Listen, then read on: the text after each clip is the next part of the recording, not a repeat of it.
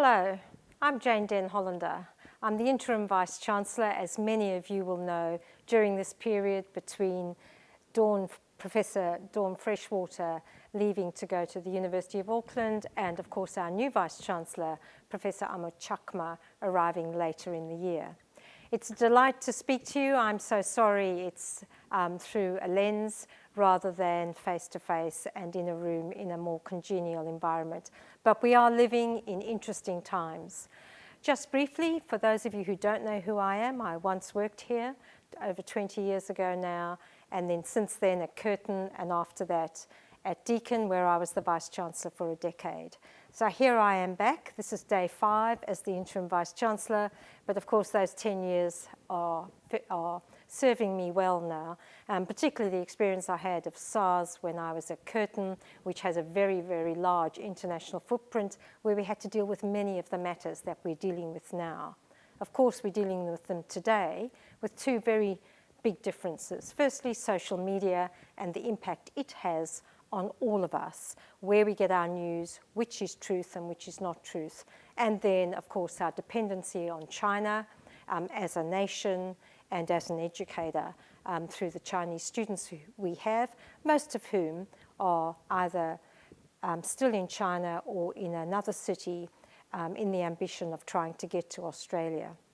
So we find ourselves here at this time. The university is empty today. It's Friday afternoon, the beginning of the semester, and the university should be bursting with innovation and ideas and students and staff.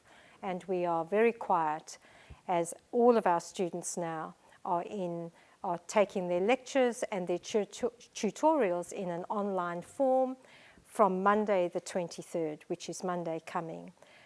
Those students who have practicals and tutorials will come onto campus, but we will be using the very strong physical distancing, or social distancing as the Prime Minister has called it, to enable those things to happen, where we know from the medical evidence, the medical wisdom and research that has been done, some of it by our very own people at UWA, that the safest way for all of us, and I include all members of Convocation in that, the safest way for us to go about our business for the next few weeks is hygiene. Washing our hands, not touching anyone, keeping safe distance from people. The safest place to do that, of course, is either at work or at home, remembering to be very careful in both places about what you do. For those of you that do get the email that I've sent to staff, you would know that we have implemented working from home for split teams so that those parts of the university which are mission critical are able to continue working whatever happens. I won't go into any more detail on all of this because it is technical and it affects the operations of the university.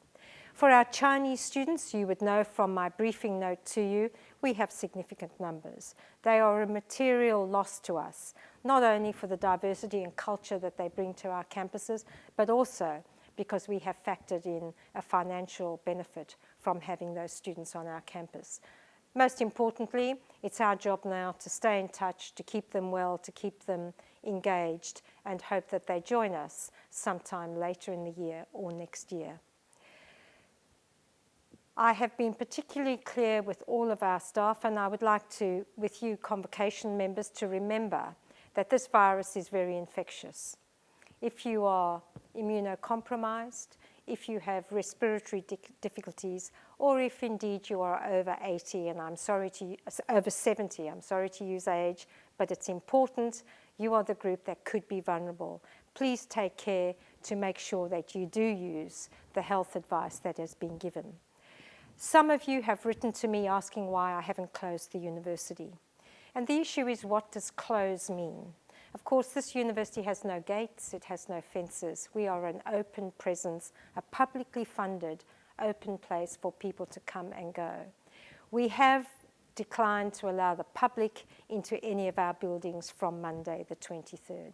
Our library and other venues are now exclusively for the use of our students and our staff, bearing in mind we will use the distancing that we need and the health requirements of washing your hands, sanitizing, and the like. So please bear with us during this period. You, of course, are welcome onto campus, but noting that we would prefer those of you who may be vulnerable to probably keep your distance for the next little while.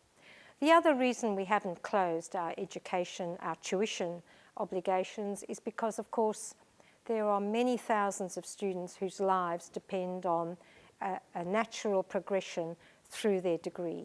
If we close now, we have no idea when we'll open. It could be at the end of the semester. It could be halfway through or at the end of the second semester. That would not be appropriate. Our online facilities have been upgraded. We have done an enormous amount of work in the last 6 weeks getting ready. I am very proud. I am very proud on day 5 with the work that the academic and professional staff of this university have done to get us to this point. We do not need to have a pause. We are able to go to the next stage, which is online tuition for those parts that can be done, and then very sophisticated reorganization for those parts where there are face-to-face practicals and the like.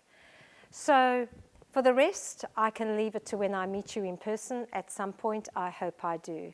For now, thank you for your interest, and be proud, I think, of the staff and the students of this university and the manner in which we have moved forward in what is a 100-year event in all of our lives. Most of us will never see an event like this again, hopefully, and we look forward to sunnier days when we are all back on campus and everything is as it was. To my friends, thank you for listening, and I hope this meeting format for you is helpful and useful.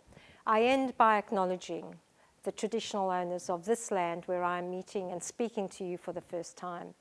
And I pay my respects to elders past, present, and emerging. And I particularly note any of our Aboriginal members who are alumni and part of Convocation. Thank you very much for listening, and I look forward to meeting you another day.